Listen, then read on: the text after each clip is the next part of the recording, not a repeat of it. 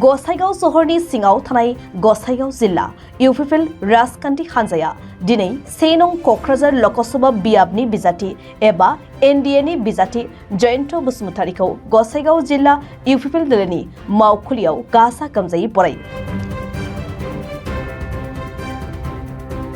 कक्राझार बियाबाव फैगौ लकसभा बियाबाव एनडिएनि बिजाथि महरै गावनि देरहासारनाया दिनैसिमाव 70% रोखा जानानै दं होनना बे बरायनाय हाबाफारियाव बाहागो लानानै जयन्त बसुमतारी बिथाङा रोखायै फोरमायो।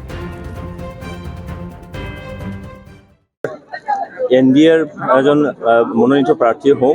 ইয়াত মই ইউপিপিএল বুলি নহয়, আমাৰ এনডিএ তিনিটা দল আছে অসমত, যে এজিপি, বিজেপি আৰু ইউপিপিএল। মই এনডিএ মোক 1 নং কোকৰাঝাৰ লোকসভা সমষ্টিৰ পৰা প্ৰাৰ্থী মোক মনোনীত কৰিছোঁ আৰু মই এনডিএৰ প্ৰাৰ্থী হওঁ। আৰু উদ্দেশ্যটো হ'ল কি, যে আমাৰ নৰেন্দ্ৰ মোদী ডাঙৰীয়া ভাৰতবৰ্ষৰ আত্মসন্মানটো বিশ্ব দৰবাৰত তেখেতে স্থাপন কৰিছে আৰু ভাৰতক বিশ্বগুৰু বনাবলৈ তেখেতে এটা সিদ্ধান্ত লৈছে। তাৰ কাৰণে নৰেন্দ্ৰ মোদী ডাঙৰীয়াক আজি তৃতীয়বাৰ কাৰণে যাতে প্ৰধানমন্ত্ৰী বনাব পৰা যায়, তাৰ কাৰণে আমাৰ এটা এনডিএৰ এটা চেষ্টা আৰু ইয়াত মই এটা অংশ হিচাপে ইয়াত আছোঁ।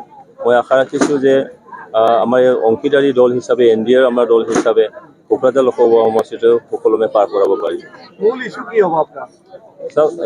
আমাৰ এই অঞ্চলৰ শান্তি আনিছে, শান্তি আনিব লাগে। আমাৰ মাজত দাদা ভাই বা তেনেকৈ ভাতৃত্ববোধটো বজাই ৰাখিব লাগে। এইখিনি আমাৰ এনডিএৰ যিখিনি এজেণ্ডা, সেই এজেণ্ডাতে ময়ো আছোঁ আৰু তাৰ বাহিৰত মন নাই।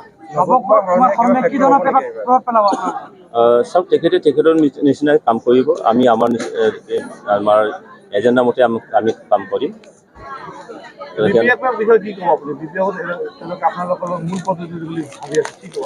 চাওক, আজিৰ তাৰিখত এনডিএ হিচাপে আমি মজবুত হিচাপে আছোঁ।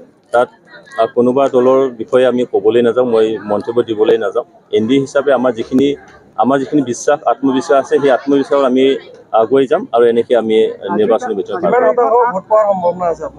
এনডিএ হিচাপে আজিৰ তাৰিখত আমি ক'ব পাৰোঁ দাঁতিকেই যে 70%তকৈ বেছি ভোট শ্বেয়াৰ পাই আমি জিকি যাম।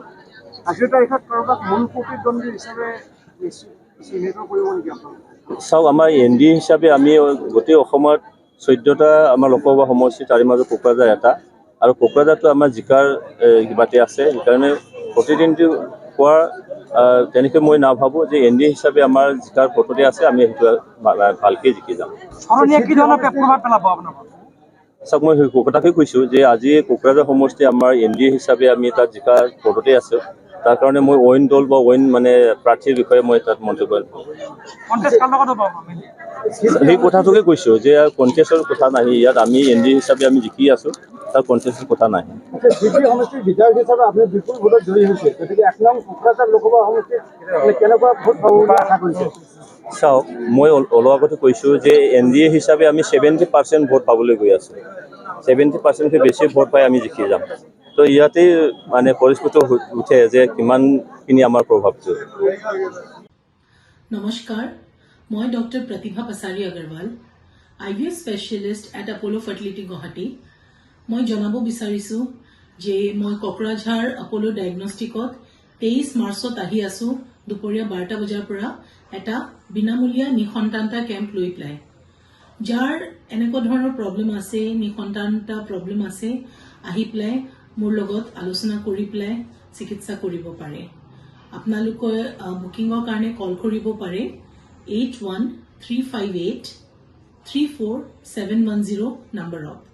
আকৌ একবাৰ কৈছোঁ, 8135834710 ফোন নম্বৰত কল কৰি পেলাই আপোনালোকে আপোনালোকৰ এপইণ্টমেণ্টটো বুক কৰিব পাৰে। ধন্যবাদ।